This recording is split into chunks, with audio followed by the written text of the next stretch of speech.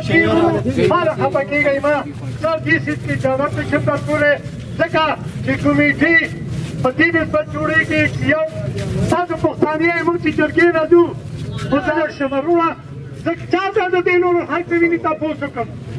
زه چا ته وکړم چې یو سړی دا مني نه چې ما دا کار کړی وی